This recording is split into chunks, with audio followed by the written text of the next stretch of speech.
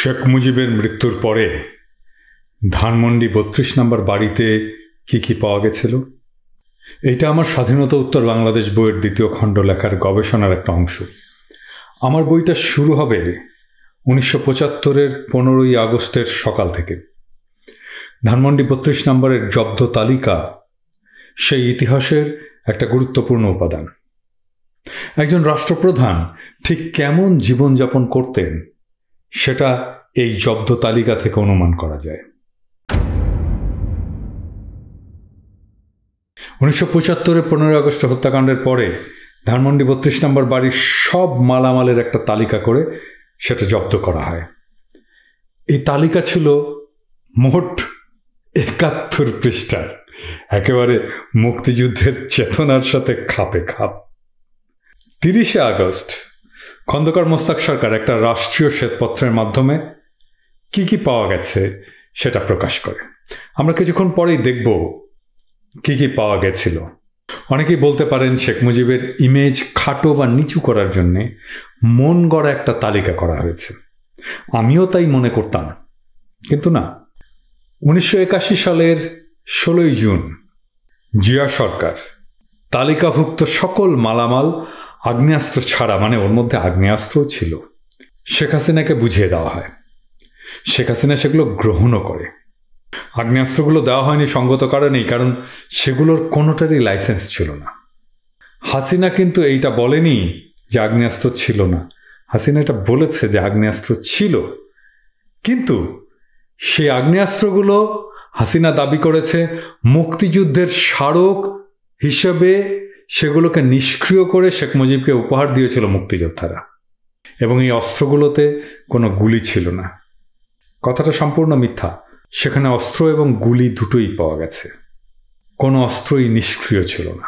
স্বাধীনতা উত্তর বাংলাদেশ বইটার প্রথম খণ্ড লিখতে যে আমি একাধিক রেফারেন্সে পেয়েছি যেখানে শেখ কামাল আগত সেনাদের জাসদের ক্যাডার মনে করে তাদের উপরে ব্রাশ ফায়ার করে।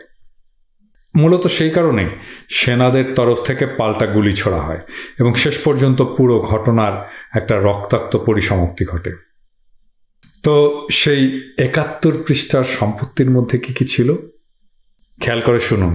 ৫০৩ তোলা স্বর্ণালঙ্কার, ৪০৫৪ তোলা রূপার অলঙ্কার, বাংলাদেশি নগদ টাকা, ভারতীয় নগদ টাকা, কিছু ডলার, কিছু পাউন্ড স্টার্লিং এবং কিছু প্রাইজ বন্ড।